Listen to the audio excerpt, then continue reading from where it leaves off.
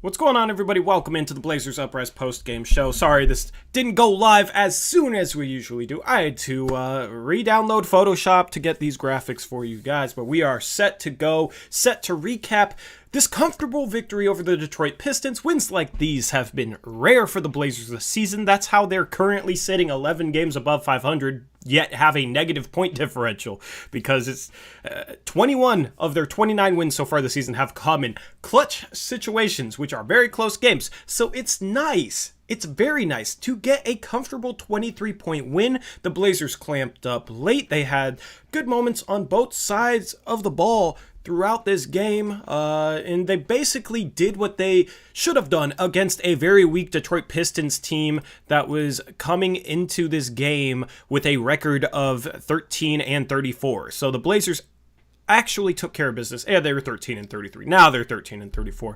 Blazers actually took care of business against a bad team. Normally, it seems like the bad teams are a little bit closer than they probably should be in games against the Blazers. But tonight, it was comfortable. Things went as they should. Things went very smoothly, Eric. Well, in second half, I'd say. First half, not so much. Yeah. I think we were down, weren't we down one at halftime? We were down one at halftime, yeah. But this was the type of game. Was very comfortable. Yeah. I don't know. Yeah, at halftime it's like, man, they're really down, but they still will probably win this game. I hope it's comfortable. Right. And then the second half, So as far as the point totals go, the Blazers gave up 33 in the first quarter. But after that, defensively, they did a solid job. They only gave up 19 in the second. They gave up 27 in the third. They gave up 22 in the fourth. Okay, so anytime we can hold a team under 30 points in a quarter, for us, that's a dub, right? That might not be good defense compared to the rest of the NBA, but given how much our defense has struggled, if we hold teams under 30 points each quarter, we're giving up max 116 points. That's probably below the Blazers average for the season of what they're giving up. So that's what I always look for. Now, the Blazers might play good defense, still give up 30 plus points. Sometimes you get bad breaks. Sometimes the other team is hitting contested shots. But overall, I felt like the defense improved throughout this game. I felt like the defense was solid. This isn't necessarily the team to gauge how our defense looks. It's a very bad Detroit Pistons team, but I just like that we actually were solid defensively for 3 out of the 4 quarters in this game, albeit against a bad team, because we've seen against bad teams earlier this year where we'll give up 120, 125 points to a team we definitely shouldn't. So I just like that they took care of business on the defensive side of the floor, and then the offense, you had Dame and CJ and Norman Powell and Robert Covington and Carmelo Anthony. All those guys shot well. When that happens, you just have to play decent defense and you're going to win a game comfortably against a bad team. Yeah, in the first quarter, I was like, oh boy, here we go again. But after that, I thought they really settled down. Even the second unit at the beginning of the second quarter, I thought really played well, even without Nurk or Rocco in the game. And that was nice to see that it wasn't just having those two guys play well so it makes our overall defense look good. I thought there were stretches where those two were in the game that I also liked in this one. And I'll take any kind of good defensive effort. I'll gladly accept it at this point, because we know it's not going to change because of necessarily things we're doing. We just need our players to step up and play better defense, because that's the only way it can get even respectable at this point. Yeah, and there were moments where the Blazers just had defensive breakdowns, you know what I mean? Yeah. There were still some of those in this game.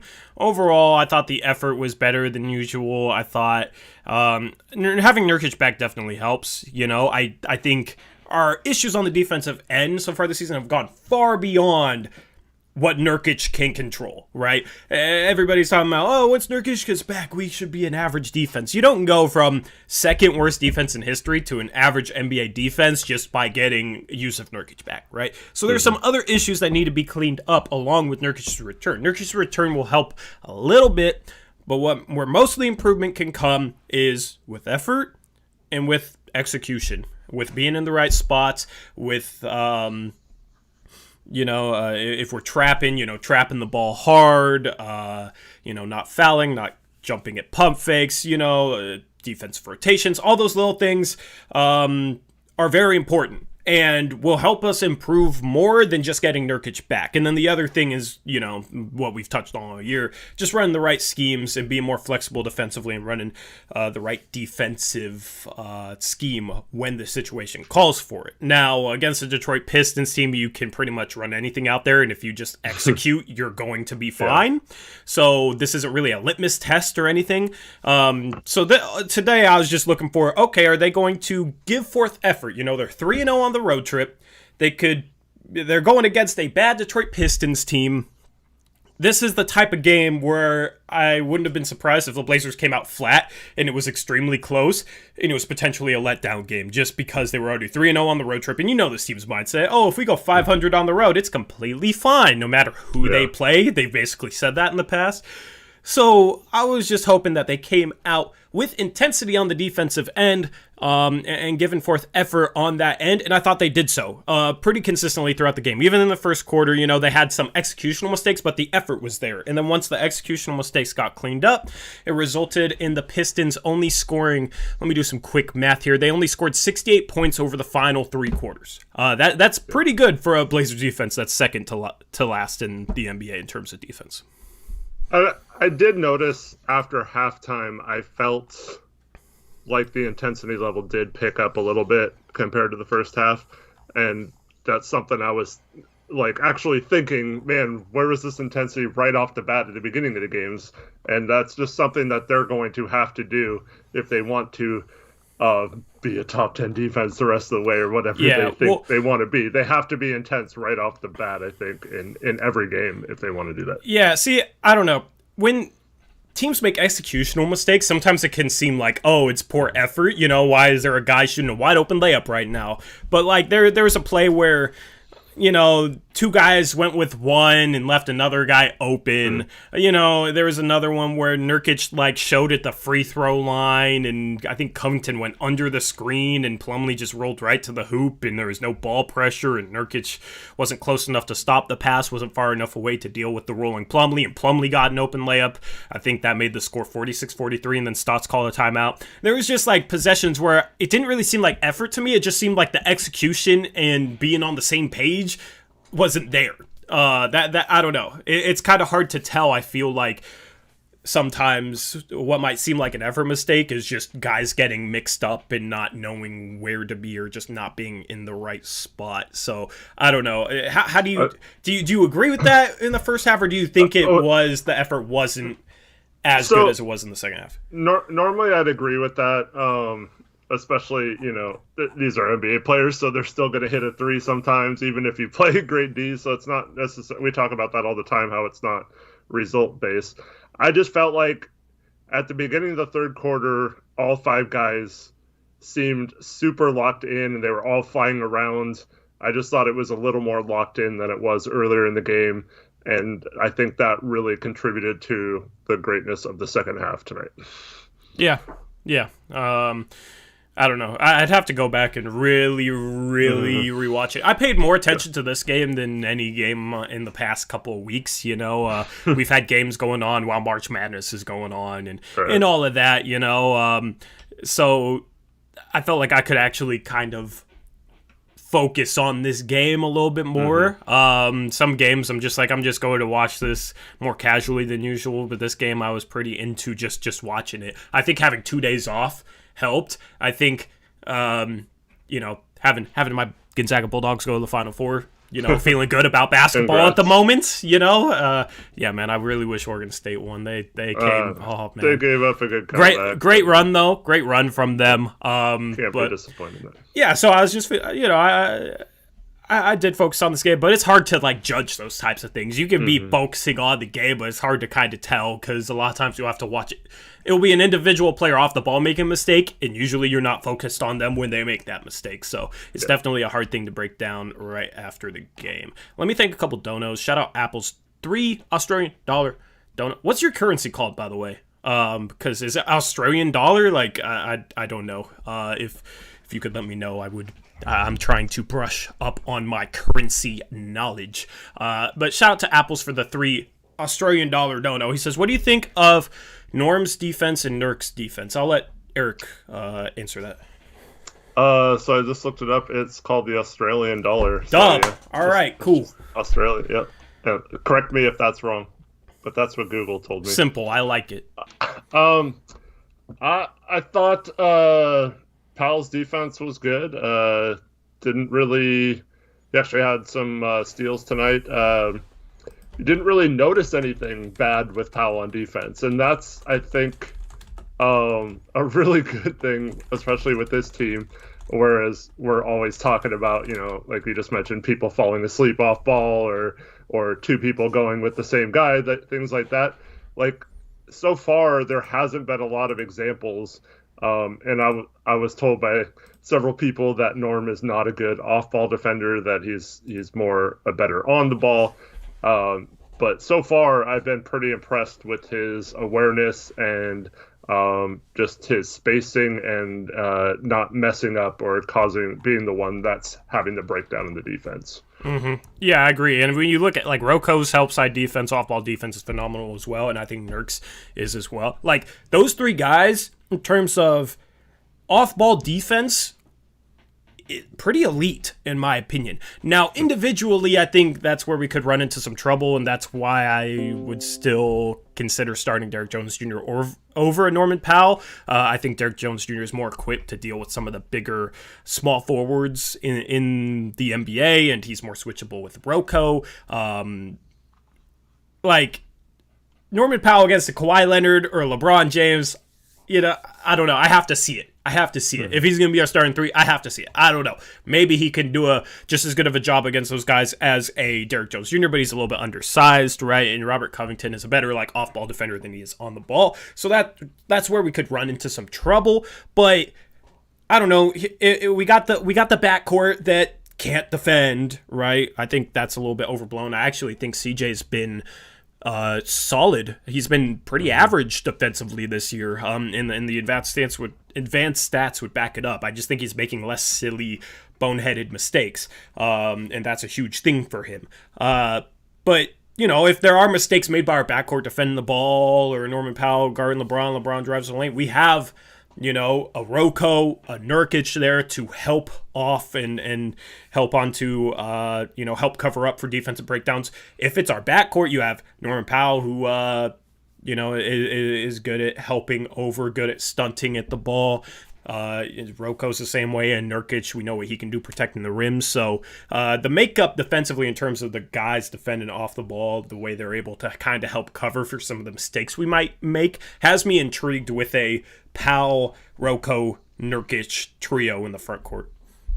Yeah, and then switching to Nurk, I just love having him on the court. It just makes such a difference. And it's not anything we're doing scheme-wise, because honestly, especially in the third quarter and the fourth quarter when he played a few minutes, he was dropping. He was running drop scheme. It wasn't like he was trapping that much. And Plumlee got free for a few dunks, both on him and Cantor. But some of that might be that Detroit doesn't have the greatest wings outside of Jeremy Grant, who doesn't do a lot of pick and roll type action. So that's probably a really good matchup for our defense. So this was the game to get away with that. And then you have a 3-point shooter like Sidibe pick up 2 fouls in the first minute or whatever it was. And so he was out of the game too. And he comes back in and gets another foul. So he had 0 points in 25 minutes. He was not able to get into a rhythm. Yeah. So, but like the difference is, I just feel like Nurk is such a better communicator than anyone else. And that's such a key part that goes overlooked. And there was a play in particular where Nurk and Roko switched, and Nurk was guarding the ball, and they made a pass, and Nurk grabs Roko and forces him to switch back to his guy real quick. And the possession resulted in a drive and a missed lay-in because Nurk was in position guarding the center again instead of out on an island guarding a guard. And it's just little tiny things like that can be such a big difference between having a really good defense and one that just gets torn apart every game. Yeah, and things like that show you that, okay, if we can be more sound execute a little bit better, be a little bit more creative with the types of schemes we run. You see flashes of us being a decent defense. You see that it's like, I don't know, I'll just watch certain stretches of this team play defense and think, yeah, this team could definitely be an average team defensively, right? Now... And that's with Dame and CJ. Yeah, and that's with Dame and CJ. You know, I see enough flashes that make me believe that it could be an average defense. The thing is, I'm going to have to see it against some of the best teams in the NBA, since we break down far too often against some of the best teams in the NBA. That's why we don't have anywhere near as good of a record. Obviously, we're not going to have as good of a record, but we really struggle defensively against the best teams in the NBA. But, you know, they're able to exploit drop scheme more, so you have to be more creative in terms of what we're running schematically defensively against, you know, an LA Clippers team or a Phoenix Suns team or a team of that caliber. You just got to see results at this point, you know? Like, we've seen flashes, and we've seen, you know, at the start of the season, we had a great defensive game against the Los Angeles Lakers, and we beat them. What happens, you know, a couple games after that? We give up 62 points to Steph Curry and 137 to the Golden State Warriors. You know what I mean? So we've seen games and flashes all season long. Obviously, Nurkic coming back helps, but we need to see consistent results at this point, you know? So this, like, it's nice seeing us only give up 101. It's nice seeing the flashes still. I want consistent results.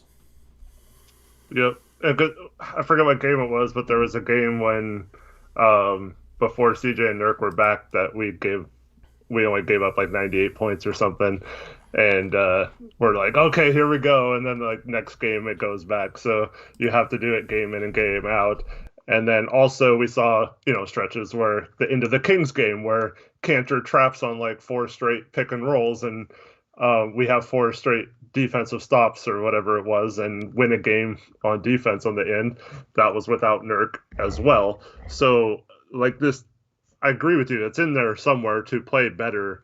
I just don't feel like when I listen to comments like I did a few games ago about how the defense is being like thought of by our coaching staff, I just don't know if it's sustainable from game to game, and that might become the reason why, if it's not looking good, like our next game against OKC or Milwaukee or whatever, that could be one of the reasons, is that they're not getting the right messages from the coaching staff. And I hope it doesn't come down to that once again this year.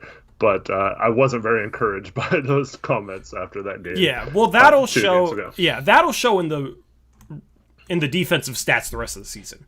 You know what I mean? Like, the proof will be in the pudding, so to say, especially when we go up against the best teams in the league. We will see that play out. You might not see that play out against a Detroit Pistons team. This Detroit Pistons team is bad. Let's just be honest about it. So you won't see that rear its head against a team like this. Against a team like Milwaukee, though, against a team like the Clippers, against a team like the Suns, against the Utah Jazz, against legitimate playoff teams, you know, that's where... If we're playing decent defensive games, somewhat consistently against those teams, this defense will have improved, because we haven't done that all year. And then I'm not going to be worrying as much about the defensive messaging or whatnot. But if there is a problem with the defensive messaging or the way they're looking at the defense or the way, you know, it's schematically being coached, we will still struggle defensively and we will still be near the bottom of the league. That's how I look at it. So you will be able to look at the defensive stats and the results of these upcoming, 25 games we have left, and you'll be able to tell if they're doing what they're supposed to do defensively or not, because the personnel is not excuse. We should be an average defense, or around average, maybe a little bit above average. We should be in that realm. If we're not, it's a problem. If we are, then we've improved things. It's that simple for me. Yep, I agree. I just... I don't want to take this off of a tangent, but I was doing some research and found some articles from 2016, and the comments were like eerily similar to what Stotts has been saying lately and all year about our defense. And it just drives me crazy that he's just like he has that mindset like, oh, we just need to play better on that end. Like it's not anything that he needs to do better coaching wise or anything. It's just like, oh, we'll get Nurk back or we'll do something and we'll be fine if they just try a little harder or execute better or whatever. But in my opinion, you can get away with, you've said this point several times. There are points where you can use drop scheme, but I think the NBA has evolved into a situation where if you have a conservative defense, you're basically playing not to lose on that end. And I don't think that is conducive. You see why these offenses are now, the top 5 offenses this year. There was a post today, I think by StatMuse or someone like that. I forgot who it was. But like the top 5 offenses today are the top 5 offensive ratings of all time. And then you have teams like the Blazers and Kings, who are the 2 worst defenses of all time. So you have both ends of the spectrum all within this season. And I think a lot of that is because in the past, drop scheme has been like the basic coverage that almost every team uses. But as the game gets more and more predicated on the 3-point line, you can do less defensively to stop people. You can't hand check, all that kind of stuff. Teams can figure out and abuse drop scheme. And I think there is a place for drop scheme within your defensive system, but it should never be your base defense and your main scheme that you use on a game-to-game basis, in my opinion. And I think the coaches that have struggled to get really talented teams like the Bucks last year, who use a lot of drop scheme, those teams are having trouble when it matters in the playoffs playing different defenses or doing anything differently because they're so reliant on that conservative defense, and they don't know how to be aggressive because they've been being conservative all year. And Stotts' comments 5 years ago were like, we're just going to play defense conservative. I don't like being aggressive and I don't like trapping. It leads to this. I trapped 5 out of 7 possessions last game, or I trapped 7 possessions last game and 5 of them didn't work, that kind of attitude. And I think that's the wrong mindset moving forward with how to fix the defense. So I'm hoping like Nurk or someone like that can get through to him to change it. I'm not very hopeful, but that's going to be the only way in my mind that we get our defense to where it needs to be, is if this guy's just all of a sudden convince him somehow to be more aggressive on defense. Yeah, well, here's the thing. If that is their mindset, it's going to be hard for the Blazers to win in the first round of the playoffs, okay? Right. And if they don't win in the first round of the playoffs, I think Stotts gets fired. So, as I said, like, the result, we just got to look at the results defensively going forward. And we got to look at the results in the first round, because they're going to end up playing a tough team, I don't think that's going to work against the Mavericks. I don't think that's going to work against the Nuggets. I don't think it's going to work against the Suns, the Jazz, the Clippers, the Lakers. The West is deep. So it's not like they're going to win their way into a 3 seed and they get a team where they can just, do whatever against it and coast their way into the second round. They're going to face a team likely with a good guard, or at least a good perimeter ball handler, shot creator, or whatever, what have you. And if you're just running drop scheme, if you're running a conservative defense, that player will pick it apart in a playoff series. That's how I look at it. So we just gotta wait and see. On that. Definitely not the most optimistic, but I'm not like sitting here worrying about it either. It's just like at this point, I'm just like, okay, we'll see. We'll see how it turns out, for better or worse. Mm-hmm. So you want to thank the other donos? Yeah. Real quick, just to add on one more statement to that, and I don't want to hear the excuses if it doesn't come out. I don't want to hear that about injuries. I don't want to hear about personnel. I don't want to hear about any of that stuff. I want to give the proper blame to the proper person who's been in charge of that for 9 years. And if it can't happen, if he doesn't get the job done with Powell, Rocco, Derek Jones, Nurk, like that's 4 good defenders he can put on the floor at any time. There's no reason why we shouldn't be able to be good on that end, or at least respectable. And we're not saying we need to be like the best defense of all time or anything like that.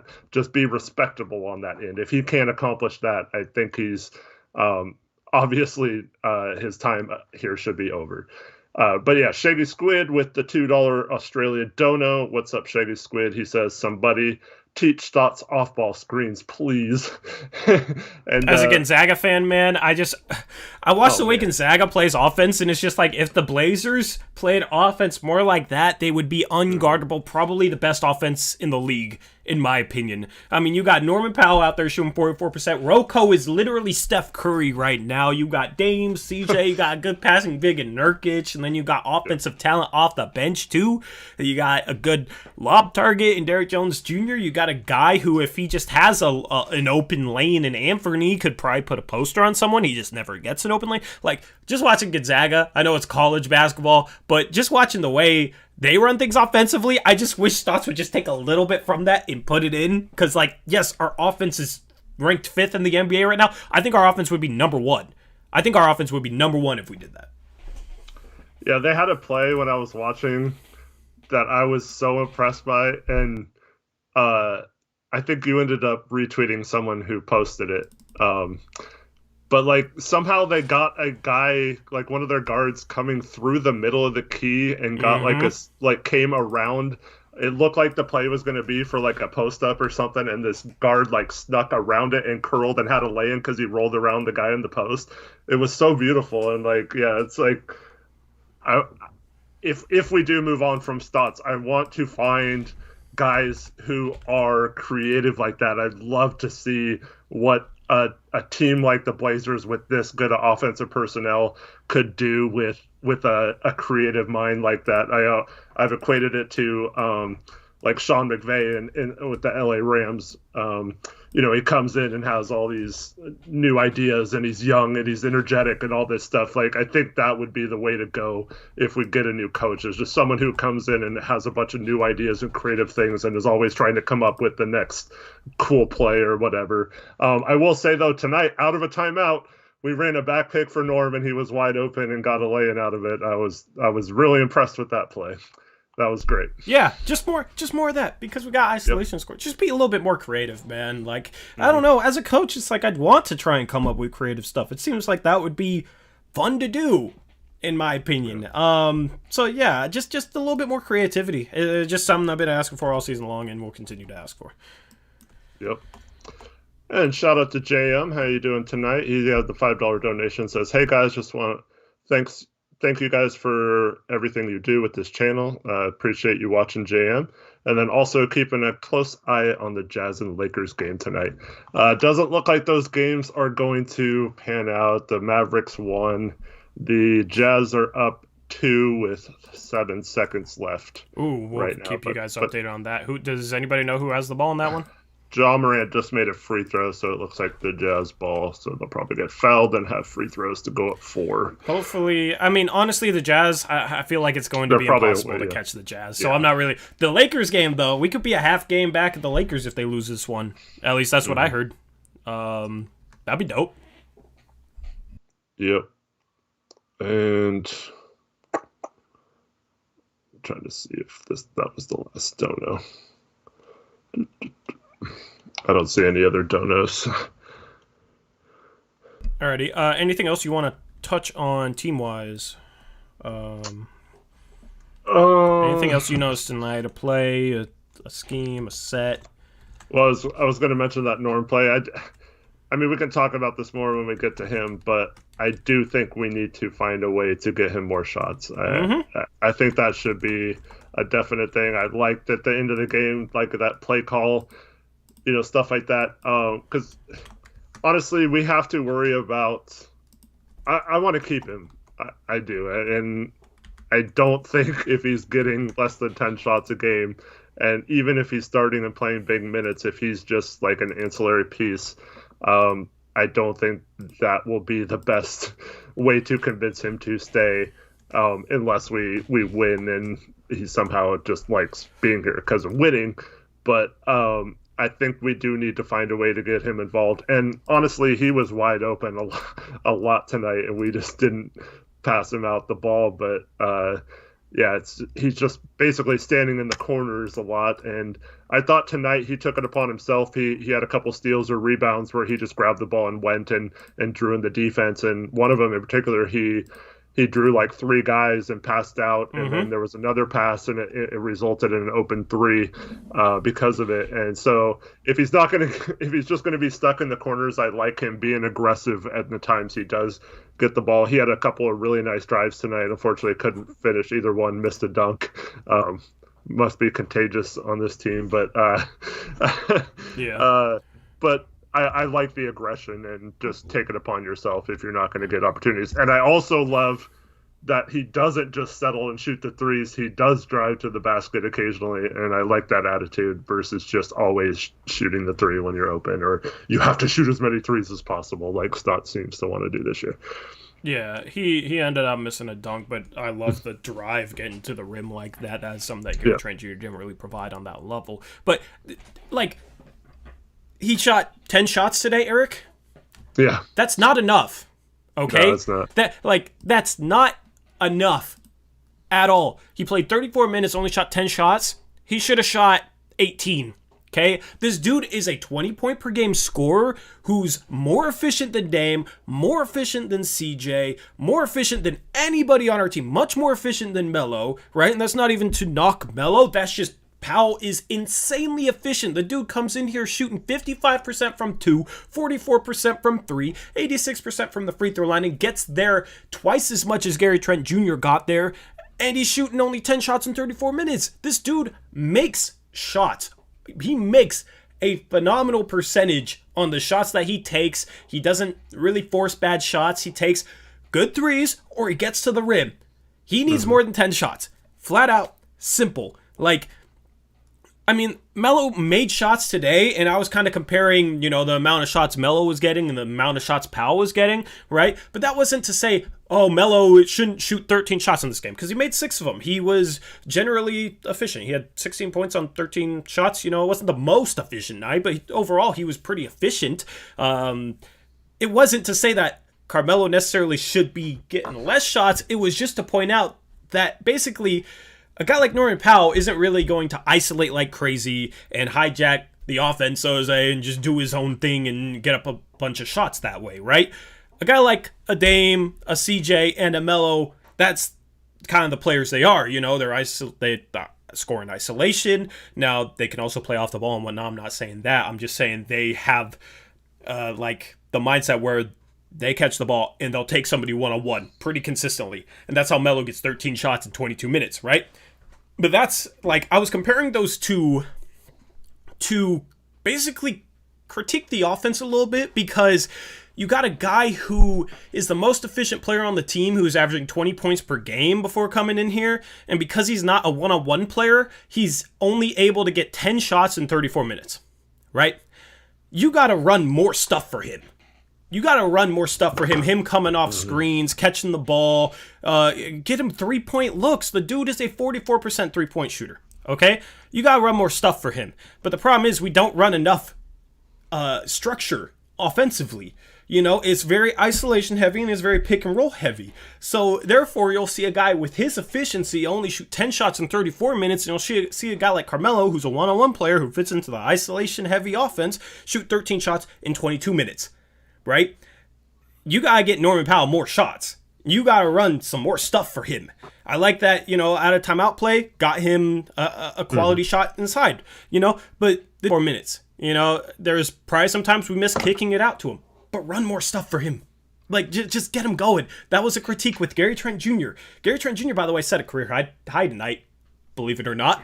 Not really surprised with that. They run some stuff for Gary Trent Jr. there in Toronto that we probably should have ran for him here. They used to run that stuff for Norman Powell. We got to start getting guys like him 3-point looks. Like him especially. We got to run stuff for him more than we do right now. And Jay Rodriguez in chat, that is absolutely false information. He says Norm is a 6 to 8 shot player. Anyways, look at Toronto games. The last 2 seasons, Norman Powell was averaging 13.3 and 13.5 shots per game with that efficiency. So it's not like it was small sample size or anything like that. He was shooting over 13 shots a game on Toronto, and they ran him off screens and off ball a lot. So that's absolutely false information. And that's in only like 30 minutes per game or less, by the way. So he played 34 minutes tonight. He should have at least had 15 shots. What? But last game he only had 6, okay? And he played 27 minutes. You just got to run more action for him and get him more shots. It's that simple. There's no reason not to. He's crazy efficient. He makes a higher percentage of his shots. You get him quality shots, and he'll knock them down at a high clip, and it'll really help the offense because he's that efficient. Thing is, though, he's not just a guy you give the ball to and creates his own, so therefore he only gets, 10 shots a game, or, last game only gets 6 or whatever it was. So definitely just got to run more stuff for him. It's that simple. Not necessarily taken away from any person's shot selections. I'm not saying Melo should only shoot 5 and give 8 of his shot selections to Norman Powell. It's nothing like that. You just got to run more stuff for him because he'll get more shot attempts from it, and it'll pay off. It's that simple to me. And Jay Rodriguez, wrong again. I listed his 13.5 shots per game this season, 13.3 last season on the second team in the East. So if you want to say he was only getting these shots on a bad team this year, that's also incorrect. Whoever just said that, because last year they were the second seed in the East, and he was getting the same amount of shot attempts. So that's both those statements are false. And then we got just ridiculous. I mean, I can't believe someone actually typed this in chat, but y'all about to overrate Norm like y'all did. Gary, Norm ain't ready. I said the same. Norm ain't ready? Who said Norm that? Norm ain't ready. That's the okay. Eric, we don't even respond to that because that take is so bad, man.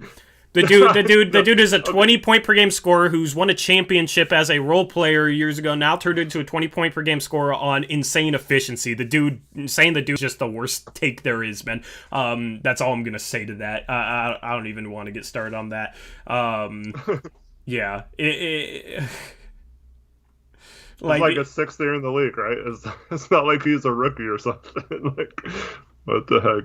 Yeah, man. Oh my goodness. It's just the dude's 27 in his prime. I don't even know, man. Just get him more shots. Like, I don't understand how anybody can argue with getting more shots. Even Blockboy, he says the problem is the Blazers as a whole look for their own shot first before making the open pass, and then it's too late. I agree with that. In part, they need to emphasize making the extra pass a bit more and making the right pass. But it also goes a bit beyond that, where they just gotta come up with some sets in the half court to try and get him an open shot. And you don't have to run him constantly at all. I'm not saying that, but one more shot a quarter for Norm.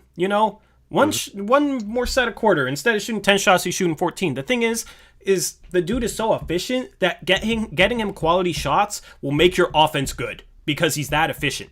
You know what I mean? So there's no argument against getting him more shots because he knocks down such a high percentage of them. You just got to get him quality looks. You don't want him forcing one-on-one because he can't get a look otherwise. You just got to run more stuff for him. Team has to make the extra pass a little bit more often and make the right pass a little bit more often. I do agree with that. Just run a little bit more action for a shooter once in a while. Yeah.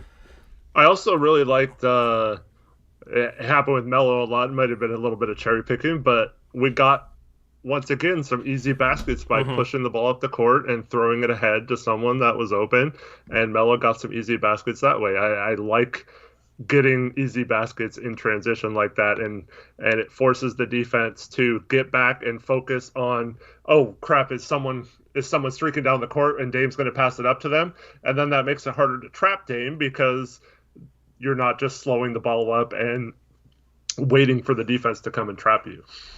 Yep. Gordon says, what does ain't ready even mean? It's surface level statements. Come up with something objective. Exactly, bro. Like, ain't ready. Like, you could say any player in the NBA ain't ready if there's nothing behind it. Like, what is he not ready in terms of? What does he struggle with? Because the dude is a good defender who shoots a good percentage on 3s, 2s, and free throws. Like, where does he struggle? I don't get it. Shout out Near 012 for the $5 dono. He says, I think Norman will get at least 4 more shots when him and Nurk get used to each other. That is something that I will definitely be watching. Thank you for the dono, Near Zero. Yeah, utilizing Nurkic's playmaking more. I want to see more of that. He had 4 assists today. I like some of the stuff that, we're running with Nurkic having the ball. They just got to make that even more a part of their offense. They got to look for that more, because Nurkic, we know, is a good passing center. You got 3 guys that are basically 40% three-point shooters right now. Dame's shooting like 38. He's kind of had a little bit of a slump, but he's like, Damian Lillard, right? If he's off the ball, he's like 40% three-point shooter. Rocco, with the way he's shooting right now, in the past month, has been like a 50% three-point shooter. You got CJ out there. So it's not like you could really help off those guys. So a guy like Norman, who's athletic, who's strong, who's a good cutter, good finisher, like, I want to see Nurkic and him hook up. That's why I want to utilize Nurkic's playmaking. You can stretch out the defense so much with the starting lineup, with the shooting you have on the court, and the playmaking ability from Dame, from CJ, and Norman Powell can take guys off the dribble, if they run out, if a guy like Norman Powell isn't like Dame or CJ in terms of shot creation, in terms of ball handling, but if you're just running some motion and you kick it out to him at the 3-point line, and the guy's running at him a little bit too hard, he's blowing by that guy and getting to the rim.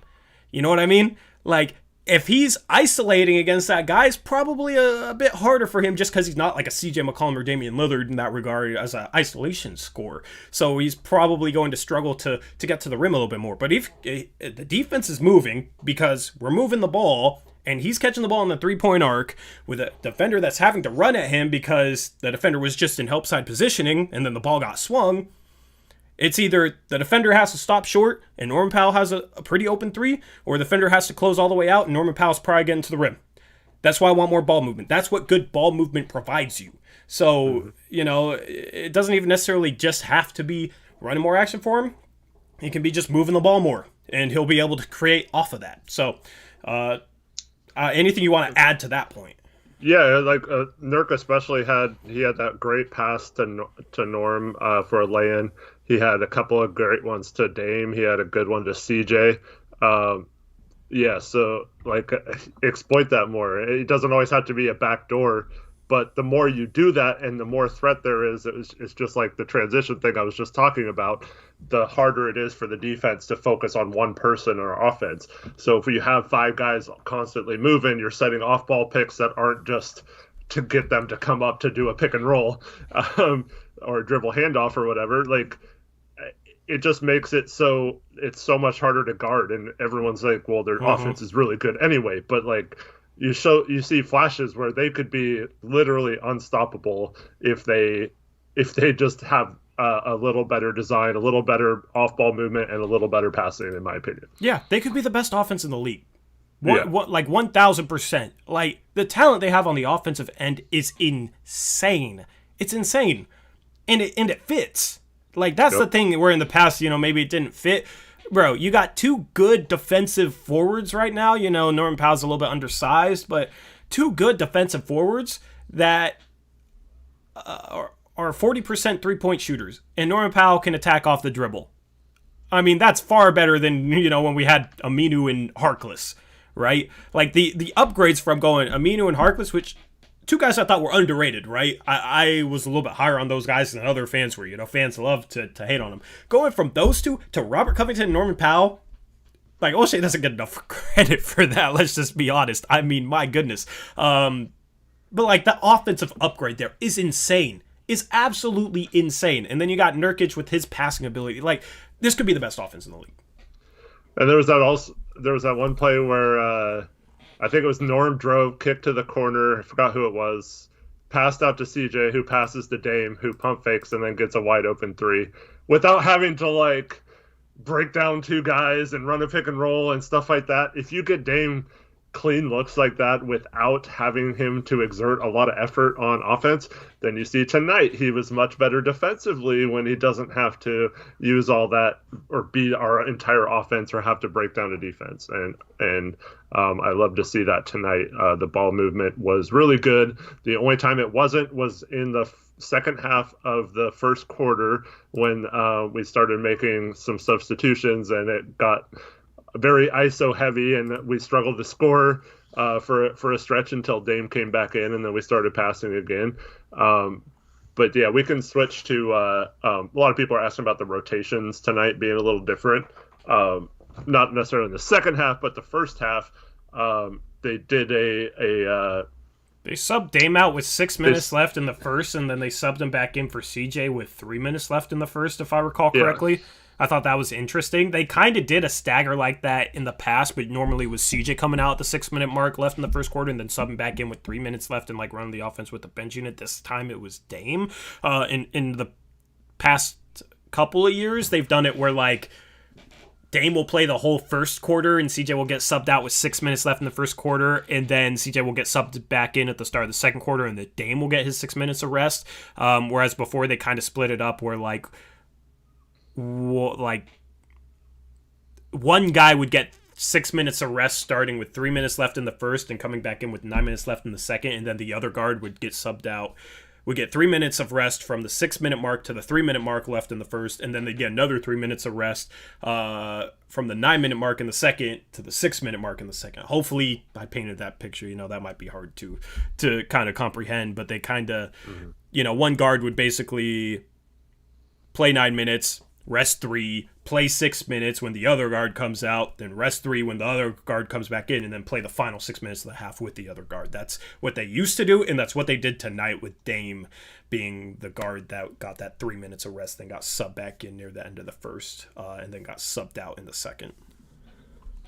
Yep. I don't think it should be like set from game to game. Tonight, I felt like Dame and CJ both were kind of equal. I think they actually had the same amount of points at that time. So it was kind of weird that tonight he chose to do it that way. But I kind of like just basing it on what's happening through the flow of the game.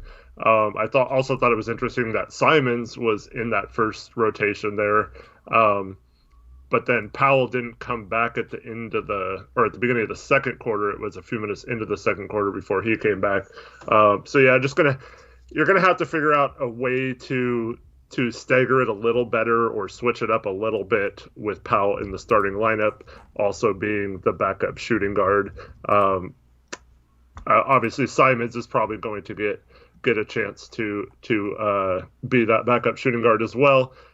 But, overall, I just like mixing it up and having it be on a game-to-game basis, not a okay, it's 6 minutes left, CJ has to come out right now, and so I like doing it more like what you're suggesting. Yep. And based on how guys are playing, you can switch things up, be a little bit more adaptable. I mean, other than that, the rotations were pretty much what they have been. Nurkic plays the star of the second quarter and then kind of switch it. I don't remember if they switched it up in the second half or if it was like 5. I don't know. The center rotation is going to be weird until Nurkic doesn't have a minutes restriction. I don't know. As far as I feel like they could stagger Nurkic and Cantor more. I want Nurkic playing next to Melo a little bit more, and I want Rocco playing next to Cantor a little bit more. That's basically the only thing I want to see more of. Yeah, I agree with that. A couple more donations. Yeah. We got JM with the $2 donation. Says Mark Few to the Blazers. Okay. I don't think he'll leave Gonzaga. I don't want him. Okay. He would be a great NBA coach in my opinion because let me just go on the 30-second tangent. All right. Mm-hmm. He can adapt to whatever his roster is. He's not like some guy that's just stuck like, okay, we do it this way and that way works and that's the only way I'm going to do it. A lot of college coaches have that problem. John Beilein coming from Michigan to the Cavs had that problem, right? Mark Few will adapt to whatever his roster is, right? He has a good rapport with his players. Like he is the type of like coach that would be, in my opinion, have a good rapport with NBA players, which John Beilein didn't when he came to the Cavs from Michigan. Mark Few would have a good rapport with his players, but he also like would be able to hold them accountable at the same time. And then you just look at the offense he runs, has been running this year, would be great in the modern NBA. Great in the modern NBA. It's modern basketball, great ball movement, great set design. Mark Few, I think, would be a great coach. Great NBA coach, maybe the best NBA coach out of any college coach that is out there. You know, a lot of college coaches might struggle, but I don't want him on the Blazers because I'm a Gonzaga fan. All right, go get somebody else that's a good coach, okay? Don't take Mark Few from my Gonzaga Bulldogs, man, because they're the one team that gives me a legitimate chance at finally getting my first championship. You risk, too, if he's not a a great coach in the NBA ruining both of your teams too. Hey, Tommy Lloyd would be Tommy Lloyd. Once Mark Few retires, he'll be ready to continue it. He's like he's the best assistant in college basketball. But I don't want Mark Few taken away from Gonzaga. Just go out and get somebody that can do some of that kind of stuff. I don't know, man. Or bring him in to consult with Stotts, and he can teach Stotts how to do some of that stuff, man. Well, Stotts, the offense isn't a problem, so he'll never take advice on the offense. Man, it's just like I just wish Stotts did some of the stuff that I want to see, because I want Stotts to be a good coach. Like, personality-wise, and the rapport he has with the players and the history he has here, like, I don't want him gone for any reason other than, like, I want to see some different things in terms of the style play. That's the only reason. That is literally the only reason. It's not a personal thing. Some people don't want him. The reasons that I would want a new coach, some people don't have those reasons, so they like him and they disagree with me. That's fine. Like, that's just the way it is. I wish Stotts could just figure some things out. And, never say never. That's all I'll say on that. Shout out Near Zero 12 for a $5 donut. Stotts said he wasn't going to sub Dame out in the first quarter again in his interview. I don't understand why. In this post-game interview? Then why did he sub him out? Like, what was the... That's just... I'm confused. That's just weird. Yeah, I don't know. Okay, GK, 5-minute ban for saying Gonzaga's championship would be a Mickey Mouse championship. That is automatic 5-minute ban. Come on, bro. We've been through this conversation, man. Don't even start with me. You're a Houston fan. They've played only double-digit seeds, my guy.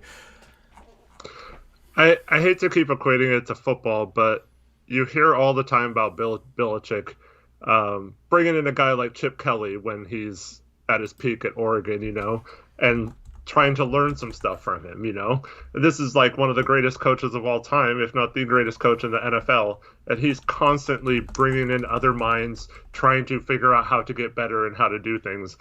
But I feel like there's a lot of coaches, Stotts included, that just believe in them and are so stubborn in their system working because it has worked in the past at points or whatever, that they don't seek out that knowledge or try to get better than the point they're at because they're an NBA coach.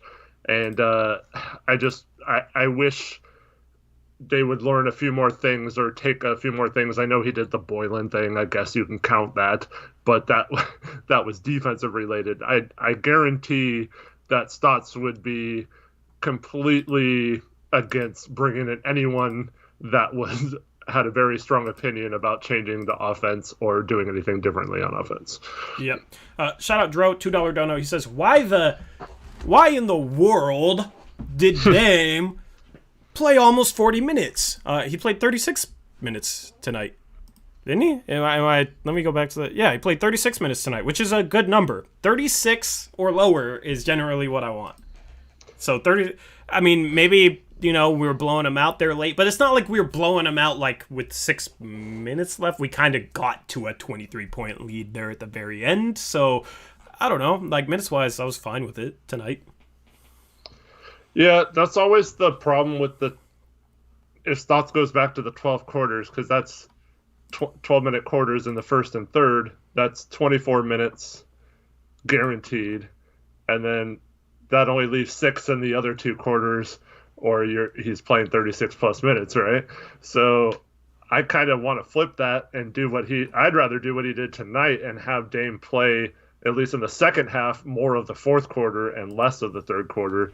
But there'd be times where, because you think about it this way, right? If Dame plays the whole third quarter, there should be games where we're up big and Dame doesn't ever have to come back in the fourth quarter, right? But tonight, we're kind of close enough. I think it was like 10 to 12 points or something when he came back in. So it was kind of on the verge of, he probably should come back in. But there just needs to be times where Dame doesn't have to come back in, and that's how to keep his minutes down. So you'd think occasionally we could blow out a team and get him to not have to come back in the fourth quarter, but that just hasn't been the case since very early in the season. Yep. Appreciate the dono from Dro. Let's move on to individual players. I need to set it to manual before I say that, so it's just seamless in terms of the transition there. But here you go. Let's start off with Dame. Good to see Dame shoot the ball because he's been struggling with his shot. Good to see him have an efficient night. 10 assists as well is nice to see. 33 points. Got back on track with his shooting today. Very satisfied with Dame and his performance tonight. Yeah, good overall, especially shooting the three. I thought the third quarter in particular, he had some really nice drives to the basket. Also, first half, he had some really nice passes on some of his drives. Double-double for him is always good. Just a solid game. He didn't have to take over or do too much, but he also controlled a lot of the offense. And, it's just real solid. Yep. Let's talk about CJ. I got it. So if I ever hesitate, right, I have like the hotkey to, I should probably change it, but to change the slide, I have an arrow key that's to the, to the right. But if I have the graphic selected, it will like move them to the right too. So that's why the hesitation there. But CJ had a good game today as well. Shot the ball well.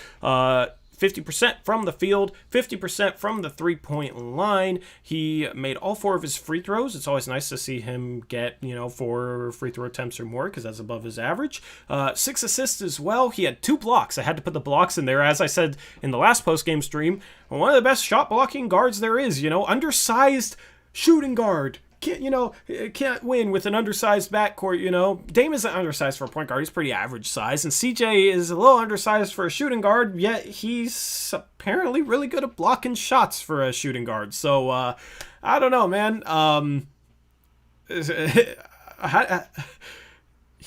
Does he play like bigger than he is?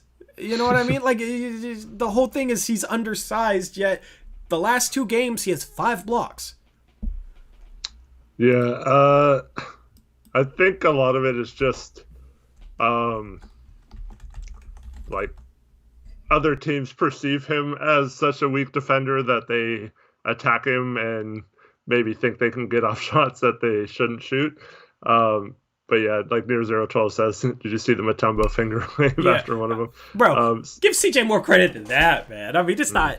I mean, maybe that's part of it. But I mean, the dude is like that block he had on the guy driving right at him. He does a good job of. I don't know. Like, gotta give him some credit. I feel like. Yeah. Here's the thing. We kind of touched upon this last game, but the undersized backcourt. Like, tell me a game where recently where like in the last couple of years where our defense has been bad because CJ's getting abused because of his size. I think it's mostly just things that are happening off ball and things like that, and it has nothing to do with how tall he is. So like you can go back to some of the playoff series where with Golden State where like a Klay Thompson would post him up or something and shoot that little turnaround fadeaway over him. And yeah, if you want to talk about those games, yes, those games that would help to have a little taller defender on a Klay Thompson. But overall, there aren't really games where I can point to and say, this is the reason our defense sucks is because we have these guys who aren't tall enough on that end. And we saw when Gary Trent was in there for him, who's listed as a couple inches taller than him, our defense was just as bad, if not worse, were the games that CJ was out. So I just think that whole undersized backcourt, especially in today's NBA, is so overblown. Yep. Agreed on that. He's been, like, everybody's looking at, oh, he's passing the ball more. Oh, he's shooting the ball better. But, like, defensively, he's been better this year, too. CJ, out of anybody that was a Blazer last year, I would probably say CJ has improved the most. Going from last year to this year. At least what I've seen this year. I mean, maybe you could make a case for Nas, but I don't know. He hasn't really played much, and he didn't get much of an opportunity last year either, so it's hard to tell. With CJ, his passing has improved. Okay? 6 assists tonight. His scoring efficiency has improved. And his defense has improved. all improve. All of those areas have improved a noticeable amount. And yeah, I mean, there's people out there that just want to see him gone no matter what he does, and thinks everything he's doing, every good thing he's doing this year is just automatically a fluke. I see their perspective, I guess, but it's inaccurate in my opinion. I've been loving what CJ has been doing this year. I'm just responding to CJ the GOAT in chat, but yeah, CJ, like that's been the most impressive thing to me is his defense, but it's once again it's not translating necessarily to us having a better defense. So now it's time to say, okay, so you have CJ playing better defense, you have these athletic defensive wings. You bring in a guy like Norman Powell. You have Nurkic back now. Like you said earlier, now they have to prove it. They have to. There's just nothing else, just nothing worth like harping on other than they need to have better schemes on the defensive end. And I don't want to hear any personnel excuses about it. And I don't think that the backcourt is the problem. And credit to CJ for doing that. And his passing on the offensive end is something that we've always harped on. He can absolutely, like, if CJ wanted to, I think he could lead the league in assists. It would bring down his points. But like he could absolutely do what like a Russell Westbrook does if that was his goal every time, was to just pass the ball and he didn't look for his shot. I think he would be up there with some of the best passers in the game. Yeah. Yeah. It just doesn't. I mean, he likes to get his own shot off too, so that'll never happen. But he just has to make the right, more balance. He just has to make the right play more often. Sometimes the right play is him shooting a shot. Sometimes the right play is him making the pass. I think he's made the right decision more often this year. More often, and he'll still make some questionable decisions, and people that don't like his game will just latch on to any questionable decision he makes and will overblow it. And we need to trade him. You know, there's people out there that still think we should have traded him for Aaron Gordon, even though we would have just parked Aaron Gordon in the corner as a three-point shooter when he's a career 33% three-point shooter. Like, we don't use Derrick Jones Jr.'s athleticism. We've parked Norman Powell in the corner, and he's much more dynamic as a scorer than Aaron Gordon. And, I mean, we don't utilize Nurkic's playmaking as much as we should have, and we don't really need a second great passing big man to be able to run ball movement, you know what I mean? So some people still think, though, that we should have traded CJ McCollum for Aaron Gordon, which is just ridiculous to me. Thank goodness Neil Olshey is smarter than that. You know, if the right player comes along, I would definitely consider moving him. You know, if it makes the team better, yeah, you consider it. You always consider anything that would make the team better, but there's so much stuff that's thrown out there that we should trade CJ for that would make us worse, far worse, and it's just silly to me. The dude's been phenomenal this year. The dude is all-star caliber right now. I know he's never made an all-star game, but I think he would have made the all-star game if he didn't get hurt. He's all-star. He's an all-star player right now. We got a superstar. We got an all-star. Rocco right now is, in terms of impact, a fringe all-star the past month. Because he's phenomenal defensively, could be first-team all-defense, and he's shooting 50% from three. Like, in terms of the impact a 3-and-D role player can have, the past month, Covington has, like, maxed that out. Has maxed that out. The dude's been insane. So, I mean, we got talent, man. You know, if Nurkic can kind of get back to what we know he could be. Like, I love the talent. You know, you got a 20-point per game. Like, Norman Powell has been a fringe all-star this year. We got the talent. I love this roster. I mean, I can't say it enough, man. Having the last couple days with no game, I got caught up on. I was listening to a lot of local sports radio shows, particularly from Thursday, right after the trade happened, just to see what the consensus was on that. And a lot of people that don't understand the CBA have positions where they talk about this kind of stuff. But I heard numerous people talk about how Denver just ran circles around us. They are a franchise that wants to win a championship while we settle for mediocrity by trading for someone like Norman Powell. And they got... Who said that? Okay, can we just drop names just to out them right now? Well, this particular one was... I don't want to be mean to them because it's my favorite show of all time, but it's this was Primetime and Isaac and Suk, and they made it sound like Aaron Gordon was an all NBA type player. They kept they hate Olshey. They kept on a personal level. They kept saying over and over again how Aaron Gordon was the only difference maker. Like, if you want to go for, because they got held up on, they had Quick on, and Quick said that they bowed out of the running for Aaron Gordon, and so they took that as them giving up on the season and all this garbage. But then they kept saying, like, if you want to win a championship and are serious about it, you do whatever it takes to get Aaron Gordon. How is Aaron Gordon a championship player, man? I don't know. What in the world? Like I said, they talked about him like he's an all NBA player, and he's not. He's an average type player, in my opinion. Like, he's having a good season, but the way we'd use him here, I don't agree with that. But even if we used him right, Norman Powell is a better player than Aaron Gordon. I agree with that too, bro. But like, just defensively, Norman Powell is better. Okay, in terms of shooting and scoring, Norman Powell is more efficient of a 2-point shooter, more efficient of a 3-point shooter, more efficient of a free throw shooter, and he's better defensively. I mean, in terms of playmaking, yeah, Aaron Gordon is a little bit better, but would we utilize that playmaking? Probably not. As a lob target, an athlete, Norman Powell's pretty good for a guard. Obviously, Aaron Gordon is Aaron Gordon, though, but would we utilize that? Not really. We haven't really utilized that with Derrick Jones Jr., so we're not about to start utilizing it with Aaron Gordon, okay? I mean, I don't understand why people think he's so much better than he is. The only thing that Aaron Gordon is like legitimately good at is passing the ball. He gets like 4 assists again. For a power forward, that's legitimately good. Defensively, he's above almost 3 turnovers.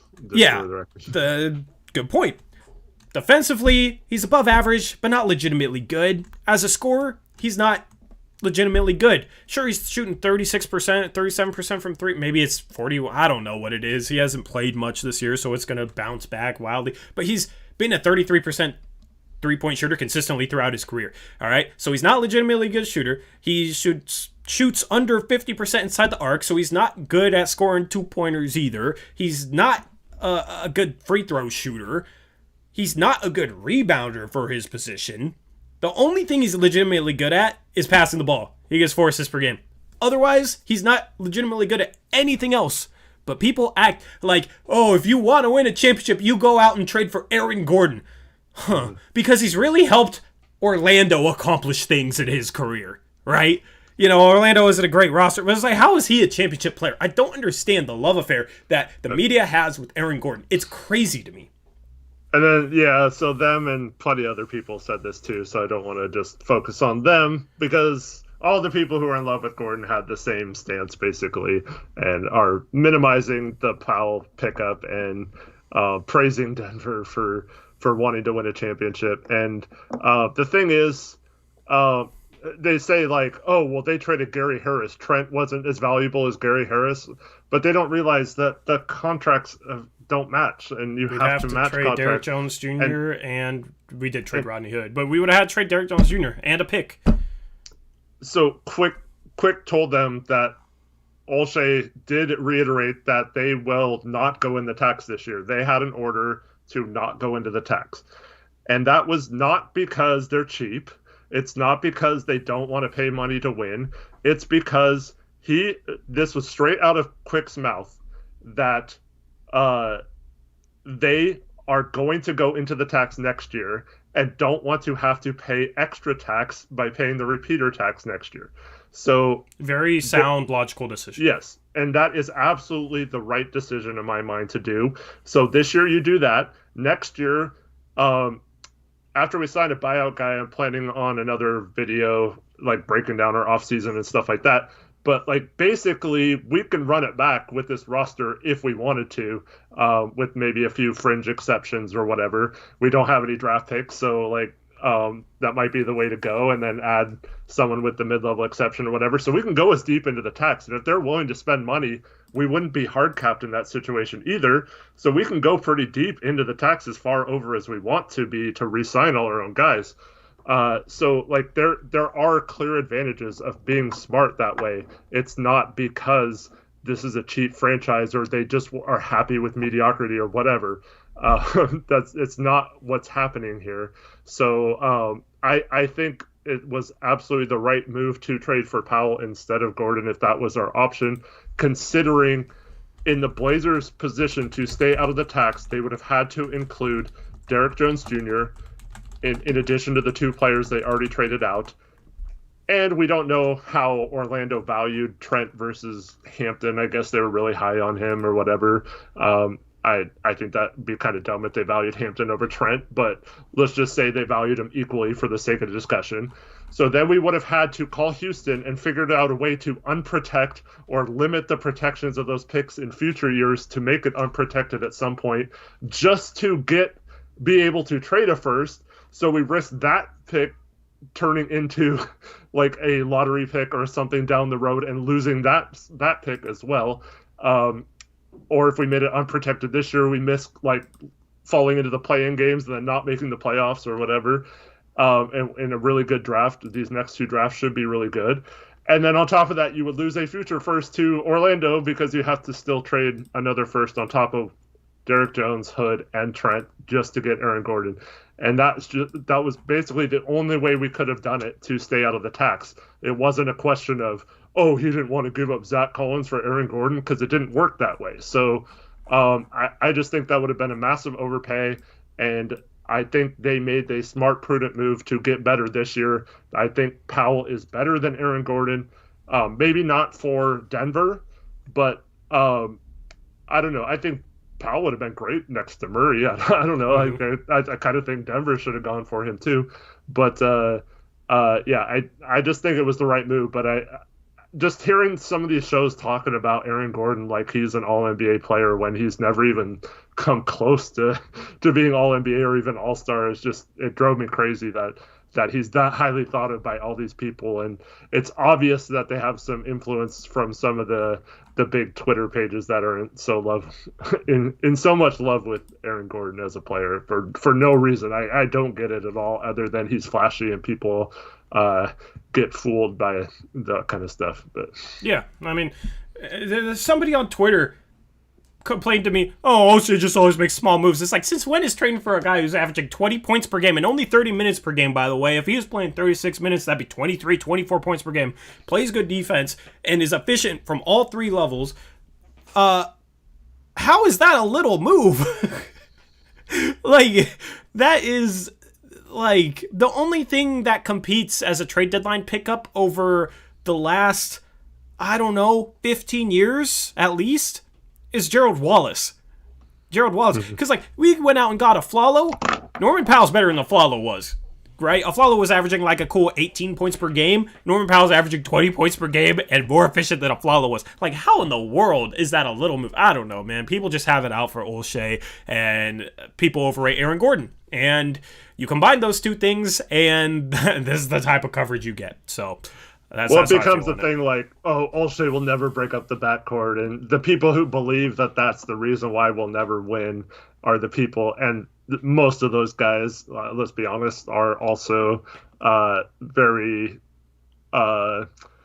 very stubborn in their willingness to defend coach thoughts. Are a lot of the same people who believe that this backcourt can never win. It just comes down to that. Like, you trade for Norm Powell, but you still have CJ.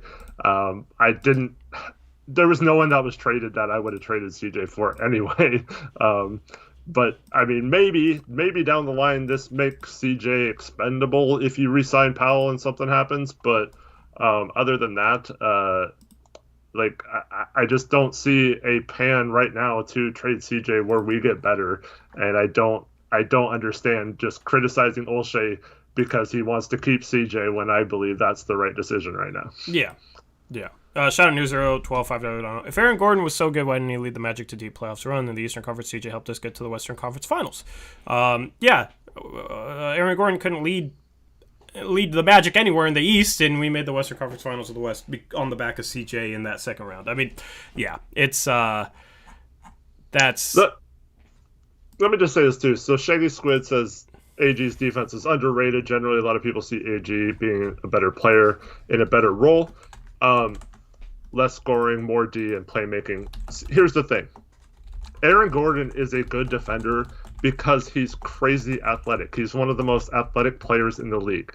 When you watch him play, his technique is poor. His off-ball help defense is bad. I have to look this up real quick just to make sure I get it right. I do want to move off this conversation soon after you look this up. This is the last thing I'll say about it. So he averages 0.8 blocks per game. Not that blocks are everything, but he's super athletic. Good help defenders usually with his athleticism, I believe should average more blocks. 0.6 steals, not great either. Like you mentioned, not a good rebounder. His defense is strictly because he is fast enough and athletic enough to recover if he gets beat and stuff like that. But his technique is poor. He's not smart. He doesn't help well. He would have been totally exposed on a team like Blazers who don't have a good scheme defensively and just rely on players making plays. He would have been put in a position on an island where he has to single-handedly improve our defense, and he would have struggled in that. And I think if he was just a little less athletic, he would be one of the worst players in the league, in my opinion. And I know I'm being too hard on him, but I don't see anything watching him play that I would look for in a basketball player. And then on top of that, he cares more about losing the dunk contest like 2 years ago than he does winning games and losing games that actually matter. So he's number 50 with the Denver Nuggets. No, thank you. Let's move on and talk about Rocco. Another great game from him. Very efficient night, 16.6 rebounds, 3 steals. His three-point shot is stuck on automatic, Eric. I don't even know what he's shooting for March, but I know it's around 50%. I'm going to look that up right now. Another good Rocco game. Yeah, he was phenomenal tonight. Been really solid. The only thing I'm worried about is, how all the beginning of the season you were saying, don't worry, he'll regress back to his normal. So I want him to be a little more consistent. I hope it doesn't have like a huge drop off and go back to being the shooter from earlier in the season. I don't think so. That was an anomaly, man. Yeah, I'm hoping that's right. I just what you said could also apply to him when he shoots way better than his average does. So I hope that he's in the right system now and that he's figured things out. He's calmed down. He's been lights out for us on both ends of the court, and we're lucky to have him right now. That's another guy I'd like to get more shots, to be honest, because during the month of March he's only averaging 12 a game, despite just shooting the lights out, man.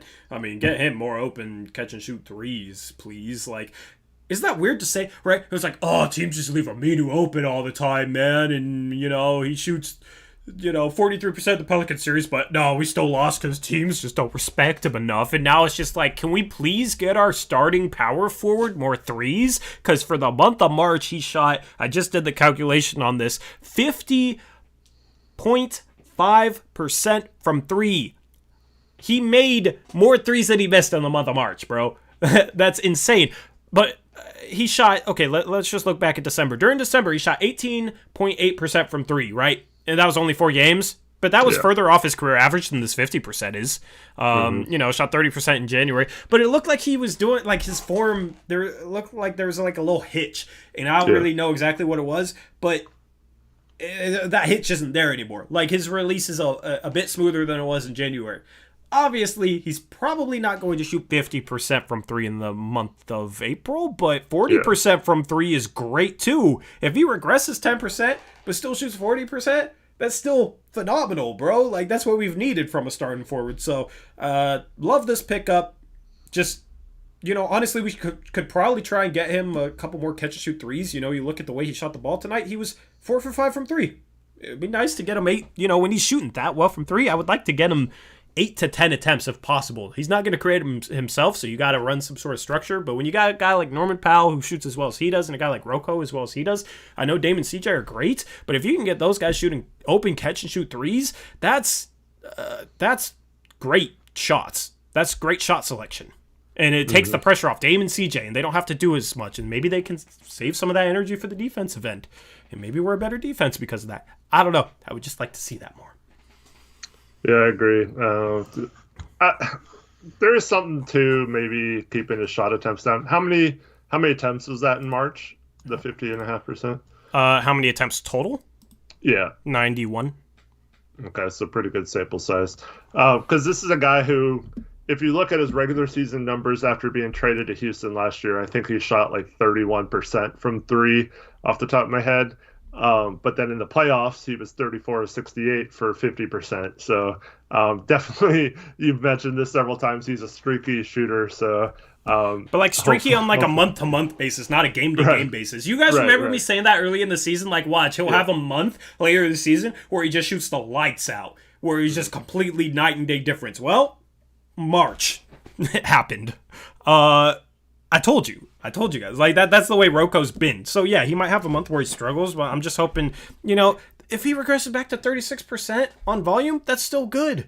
That's still good from a guy who provides what he provides defensively. That's still good from a starting forward. That, Al-Farouq Aminu and Maurice Harkless got more open threes than Rocco does, and they struggled to shoot 36%. They were like 34, 35 was kind of their range, right? So even if he regresses 14 to 15 percentage points, he's still shooting good. Like, that's how well he shot. So, probably not expecting this to keep up. If it does, it's absolutely insane. But I'm expecting it to, come back down to earth a little bit. But just as long as he's shooting 36% or better from 3, that's good. That's good in my opinion. And it'll make teams pay for leaving him open. Yeah. I mean, no wonder our offense has been good lately with how many shooters we have shooting well as of late. And then you add Norman Powell to the mix. This offense, there's so many things they can do. And I'd like to see them exploit, now that teams know that they're going to shoot a lot of threes, like use that to your advantage to get to the rim sometimes, because they'll overplay the threes if these shooters keep being hot. So, I think Covington had a cut and got the ball tonight. I forgot what the play was, but or who passed to him, but he did have a layup off a cut tonight too. And so when teams are that worried about you shooting threes, nothing but good things should come of that. Yep. Joel says Covington's getting way too much hype. Welcome to the stream, Joel. Joel's a regular. He's like an OG. Is he? Bruh. Yeah, I don't know. He might be trolling. He trolls sometimes. Damn, it was Kevin O'Clown. Relax, LMA. Okay. I don't know, man. I don't know. I was gonna say Joel rhymes with troll, so I guess he's just trolling us. I don't even know. I don't know if Joel's being serious or not, but Joel was around during the dark times of COVID and stuff. Yeah, so. I was gonna say I remember him. It was like that, so I'm assuming he's trolling, man. The OGs like to troll. Yeah, let's move on and talk about Norman Powell. All right, Norman Powell, 3 steals, 2 blocks. All right, I like to add those 2 up. 5 in terms of steals and blocks. So made some defensive plays. 5 for 10 from the field. He was only 1 for 3 from 3, but overall, just get him more shots. We talked about it earlier. Defensively, he was good today. We don't really need to go into the get him more shots thing. We already talked about that. Defensively, yeah. I like what he provided. Anything that we haven't touched on in regards to Norm? No, I once again, I like his grit, especially when he drives. He drives strongly, so it really puts pressure on the defense because you're attacking them. I want to see more Powell. I love his game and what he's shown so far. I want to see more of it. Yep, agreed. Let's move on and talk about Melo, who had a good shooting night. And I felt like, okay, shot selection wise, wasn't the best. He had a couple shots that just made me scratch my head, and he made a couple of them. But it was, it's also a product of our bench unit really was not moving the ball well, especially in the first half. And if the ball's moving well, I feel like he's more willing to give it up because he feels like he might get it back. If the ball's not moving as well, he forces a little bit more. Also, if the ball's not moving as well, he's not really catching the ball, spotting up on the three-point arc where he can then just catch and shoot, or, if he gets ran off, he can catch and then attack, and get downhill to the rim every now and then. But, most of the time he's getting run off the three-point line. He's just stepping into his mid-range jumper, which I think is a more efficient look than him fading away against defense. So I like that he shot well on difficult shots, he was 1 for 4 from 3, but he was 5 for 9 inside the arc. He's been more efficient inside the arc the past month or so. So yeah, honestly, it was an okay game. I started criticizing him on Twitter, and then he started hitting shots, right? So, I tell you guys, there is a correlation there. I'm telling you, every time I do it, there's a correlation.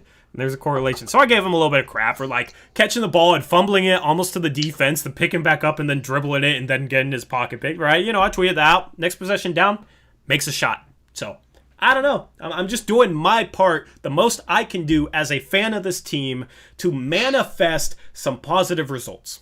So I feel like everybody got to respect that. I feel like someone from like Stanford should do a study on that and give us your results of Tori's Melo tweet to performance ratio or something. Yeah. But Block Boy, that's your task, man. That's go look through my tweets and then tell me, man. I don't know. I just feel like every time Melo, what in the world? Every time I say that, he makes a shot. So at this point, I'm like, sure, I'm gonna say it, man. Sure, I'm gonna say it. But he's played good in the month of March. He's I haven't really complained about him at all this month, I feel like. Oh yeah. Blockboy's too busy going at holdout for not including Melo in his top 4 players tonight or whatever. Yeah, because he scored 16 and someone else scored 14, but he put him on there instead. Blockboy, I'll be honest, I saw that, so I put Norman Powell 4th in our graphics. Oh, just because I saw that, man. But I don't know. It's like Norman Powell had 3 steals and 2 blocks, so that's pretty good. I don't know. Both were good tonight, though. Both Melo and Norman Powell were. And then Melo for the month of March, just because this is the last game of March, we'll look at his splits. Going into tonight, he was shooting 39% from 3 and 46% from the field in the month of March. True shooting percentage of 58.5%. So for the month of March, he's been efficient. He's been averaging 16 points per game. His assists per game are up to 2.5. The months prior, they were 1.5 or lower. He's shooting 92% from the free throw line this month, 33 for 36. So his efficiency from everywhere is just top notch during the month of March. This is, Melo was really good this month. His defense wasn't as, his defense was better too in this month than it was in the previous 3. Yeah, I felt like he started shooting the ball better, and his defense, there was a correlation there, he was playing better defense this month. I don't know, maybe I'm just imagining things, but he averaged over a block per game this month. He did so in February too, but overall he had a really good month of March. Him and Rocco were very good during March. Yeah, so this always comes back to shot selection and the way we use Melo for me. I felt like, so the first, he comes in and within a couple minutes of him subbing into the game, he has 2 possessions where he dribbles the ball up and not one pass. He just takes 2 bad shots, right? And you're like, oh, great. But then Dame comes back in and finds him on that fast break, and he lays it in. And then several other of his shots were really good shots within the flow of the offense, and he makes most of those. So, I just wish he would cut out And this goes for everyone on the team. Now that we have talented players that can score at pretty much every position.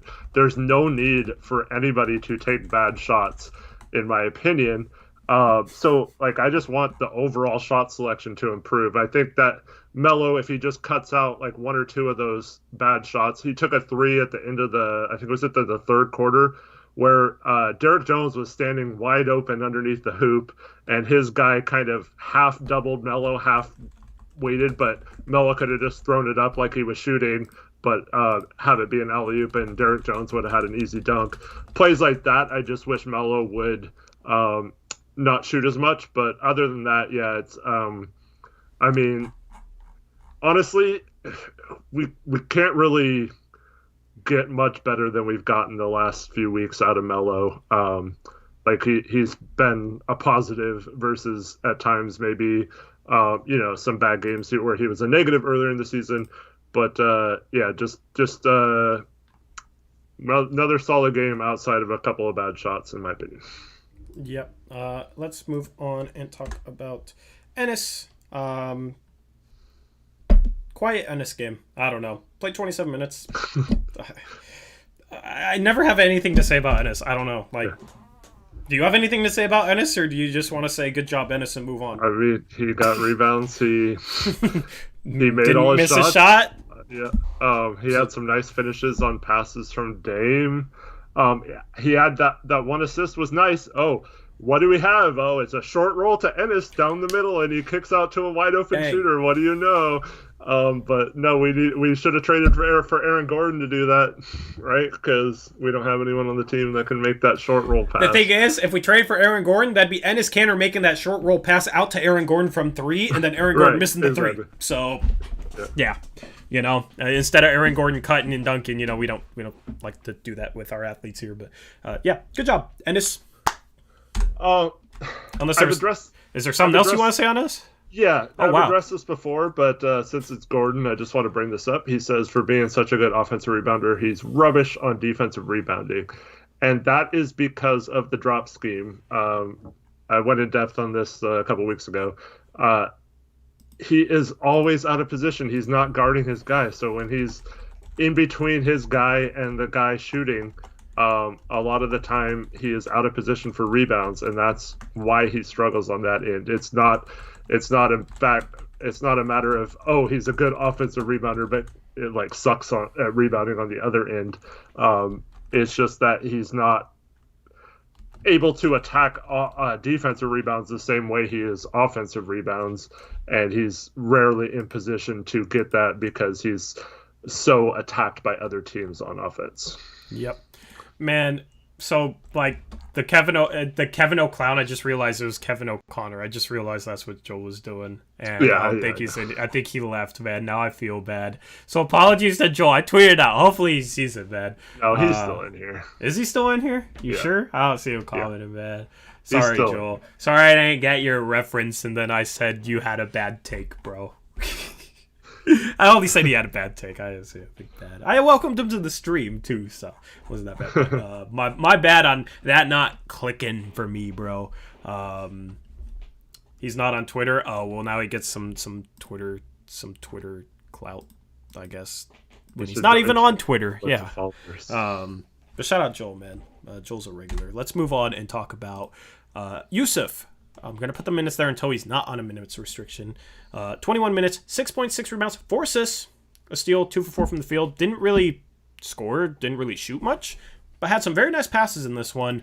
I like that we saw some flashes of utilizing him as a passer. He did have 4 turnovers, but, that'll happen until he gets more of a feel back. This is only his 3rd game, and it's not like he's playing 30 minutes. He's only playing about 20 or so. So you got to give him a little bit of time to get the feel back, but you got to, put him in that position for him to, get that feeling back as a passer. You can't just utilize him on the low block where he's just, okay, go post up and score, because he's not going to get the reps that he needs as a playmaker, as a passer to help find that rhythm. So I like that we utilized that today.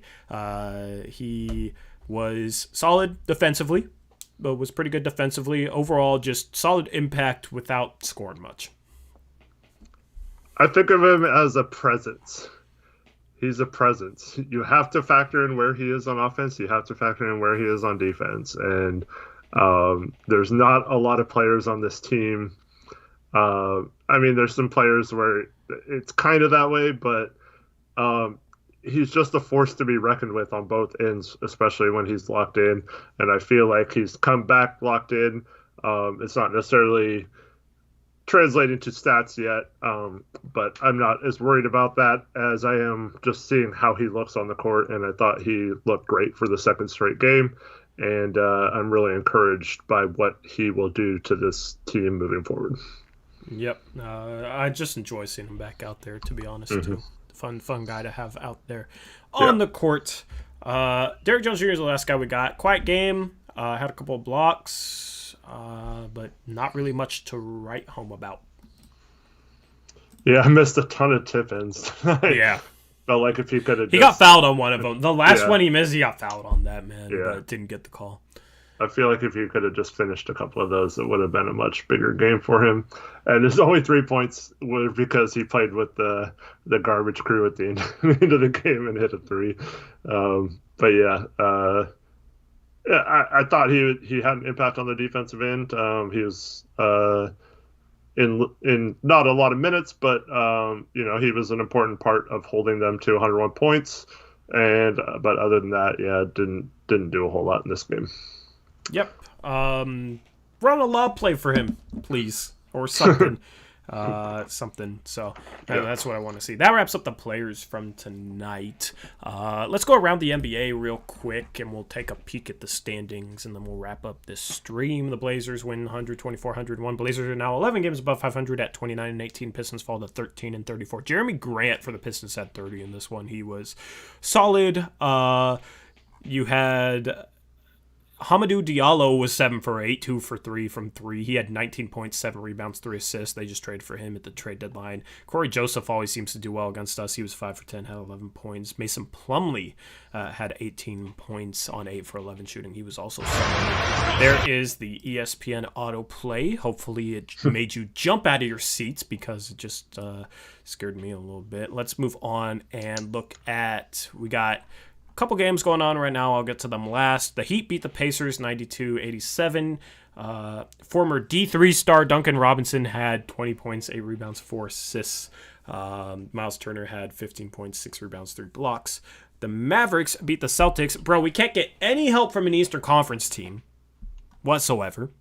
The Mavericks beat the Celtics 113-108. The Celtics are now 23-25. They are at risk for falling out of the playoffs.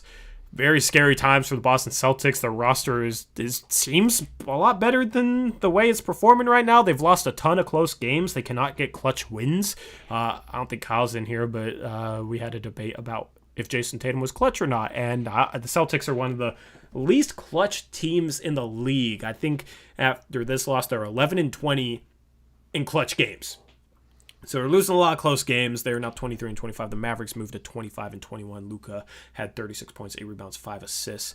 The Nets beat the Rockets 120-108. Kyrie had 31 points, 12 assists. Kevin Porter Jr. had 20 points for the Rockets. The Jazz beat the Grizzlies 111-107. The Grizzlies almost pulled off the upset. They were led by John Morant, who had 36 points, 7 assists. But Mike Conley, with his 26 points and 7 assists, got the job done for the Jazz, who are now 36-11. Grizzlies fall below 500 to 22-23. Eastern Conference teams really could not beat any Western Conference teams. I mean, the Timberwolves beat the Knicks 102-101. Malik Beasley had a shot late to put the Timberwolves up. Karl Anthony Towns had 18 points, 17 rebounds, 6 assists. There's a rumor that he'll be on the trade block this offseason. Julius Randle had 26 points, 12 rebounds, 6 assists. And the Knicks lost. The Knicks fall back to 500. I swear they've moved above and below 500 more than any team in their first 50 games in NBA history. Most likely. They have been at 500 all year long. But the Timberwolves take care of business. They move to 12-36. This next game, Eric. Had a pair of former Portland Trailblazers going at it. The Thunder beat the Raptors 113-103. They moved to 20-27. Raptors fall to 18-30. They're out of the playoff picture. The Thunder were led by Moses Brown, 20 points, 12 rebounds, and a block. Right? Shouldn't have gotten rid of him. I mean, my goodness. So you had Moses Brown popping off for OKC. And then on the Raptors side of things, Gary Trent Jr. had 31 points, a career high. Jerry Trent Jr. was, let me just pull up the stat line here, make sure ESPN doesn't play some white noise for you guys. All the pumped-in crowd noise, that's what scared me with the last time. You have Gary Trent Jr., 31 points, 2 rebounds, 2 steals, 12 for 22 from the field, 6 for 11 from the three-point line. He was 6 for 11 inside the arc, too. Made some two-pointers. Crazy concept. He popped off. 6 of 8 at one point, so he missed his last 3. Yeah, but he had an impressive steal and buzzer-beating 3. Yeah, he had a great game, and Moses Brown, 6 for 10, 8 for 9 from the free throw line for Moses Brown. Pretty good free throw shooting night for him as well. In 30 minutes, he had 20 points. So, pair of former Blazers going at it there. Yep, always good to see. I'm happy with the trade, but I would like to see Trent. As long as it's not against the Blazers, I would like to see him do well. Agreed. Let me go back to the box score. Actually, I want to see what Rodney Hood did. Rodney Hood played 6 minutes, was 0 for 1. So already losing minutes to Watanabe and Stanley Johnson. You hate to see it, but they're probably tanking, so that's why I don't know. But Van Vliet played 39 minutes, so Siakam played 38. Siakam 2 for 9. Yikes, he's kind of regressed this year. Rodney Hood only getting 6 minutes. Hate to see it, man. I really wish he could get back to what he was to start last season.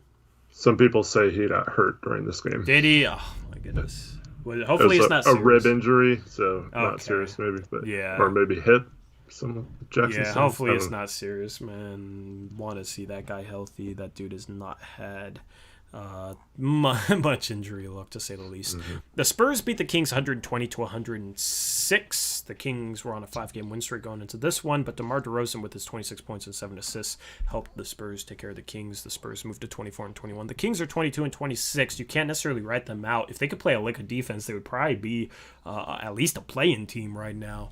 But they are the one defense that's worse than ours so far this year. Why couldn't the Spurs do that on...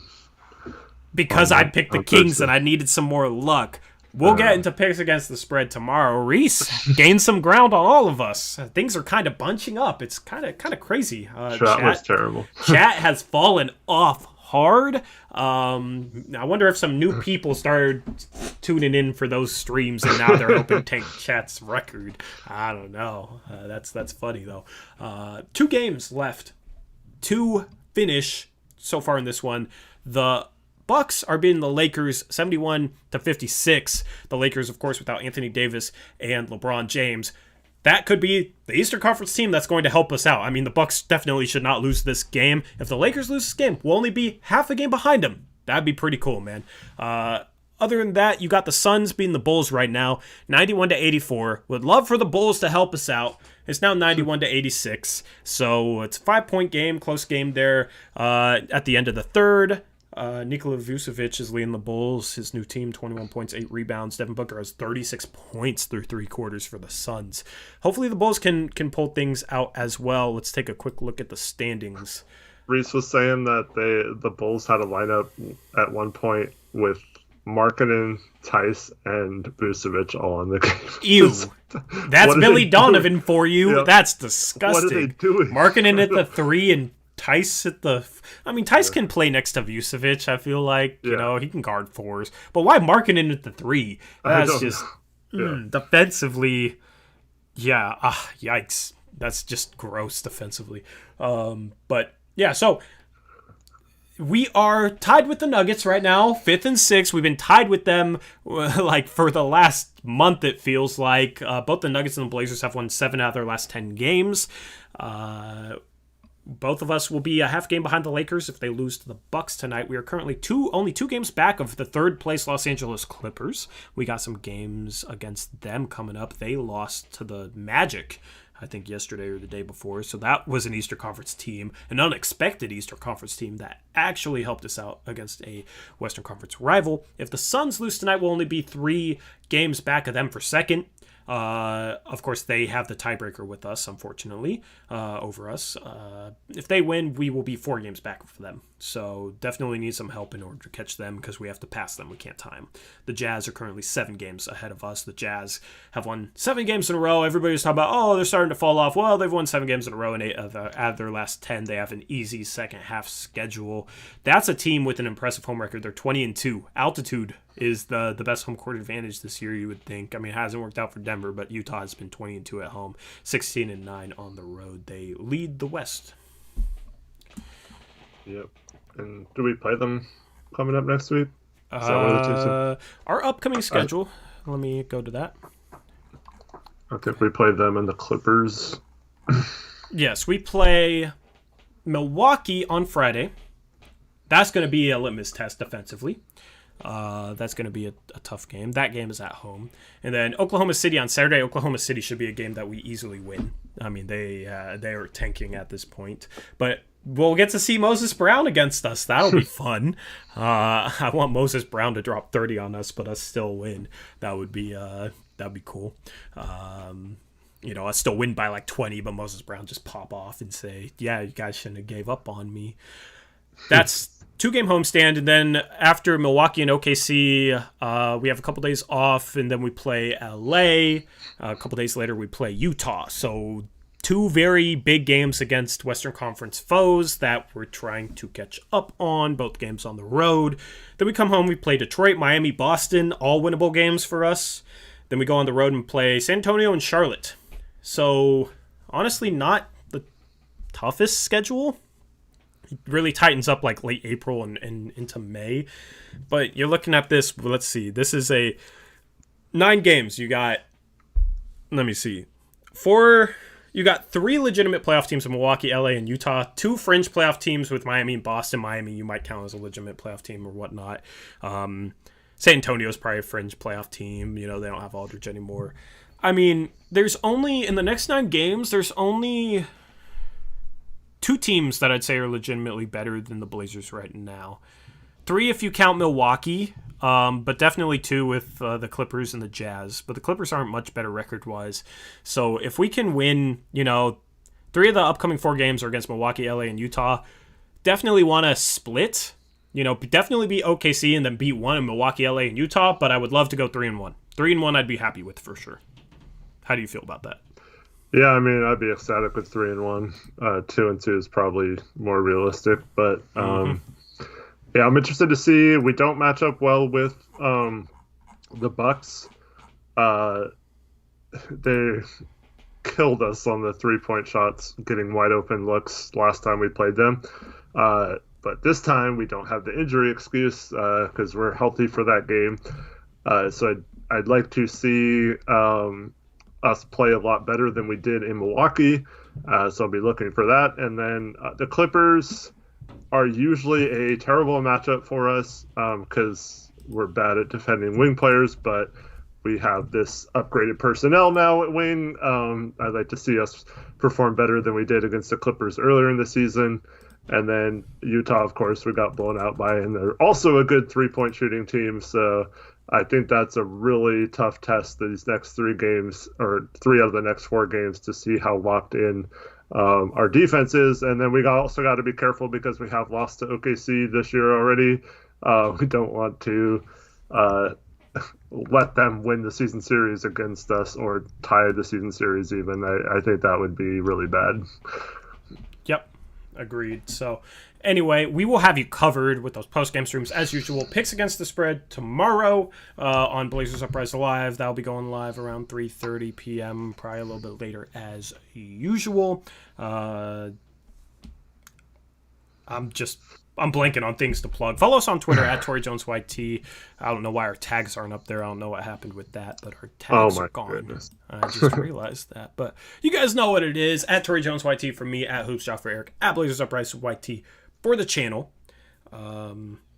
Thank you to everybody who donated. Thank you to everybody who tuned in. Thank you to my mods, Reese, Trevin, and Westbrook. Westbrook agreed with the Kevin O'Clown take on Rocco, so I shouldn't even be giving him a shout out, but I will grudgingly do it anyway. Shout out to my mods for always helping me keep things clean there in the chat, so to say.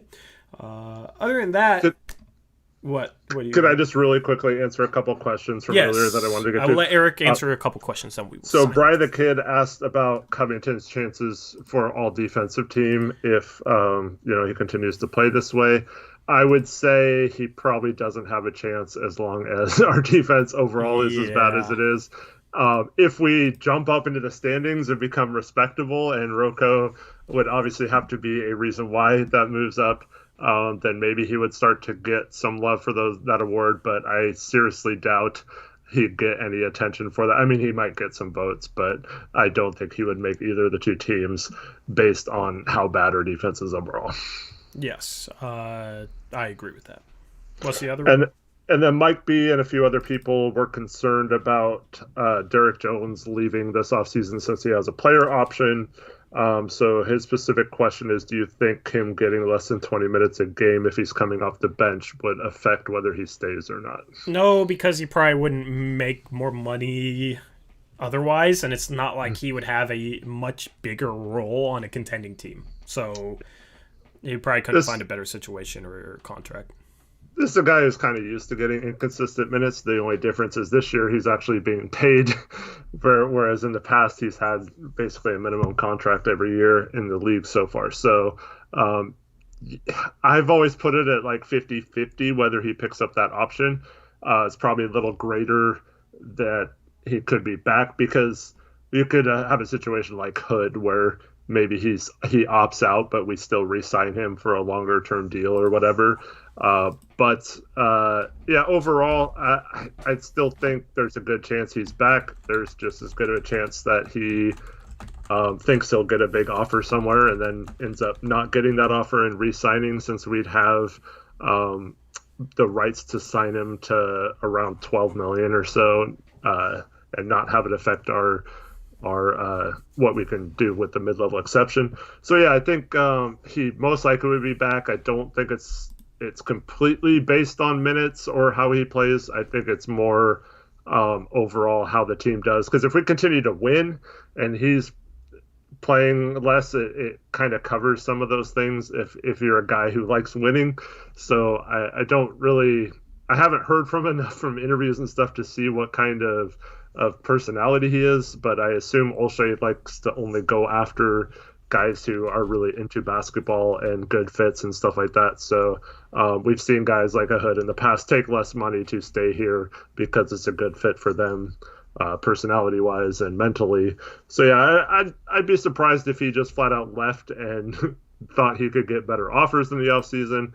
But I also wouldn't be surprised if he wasn't on the team or we didn't want him back or didn't re-sign him either. Yep, I agree with that. So anyway, I already hit the outro. Cool. Good to answer those questions, though. Appreciate you guys being active in chat. As always, you guys make this community what it is. Shout out to Beavis. Congratulations to you on your success. And other than that, we are out of here. Thank you guys for making us a part of your night. We will catch you tomorrow on Blazers Uprise Live second channel. That link is in the description if you're interested and are already subscribed. Make sure to subscribe to this channel if you haven't subscribed. Hit the like button. It helps us out. And with that, that's a wrap. We will catch you all later. Have a good rest of your night. As always, peace out. Go Blazers.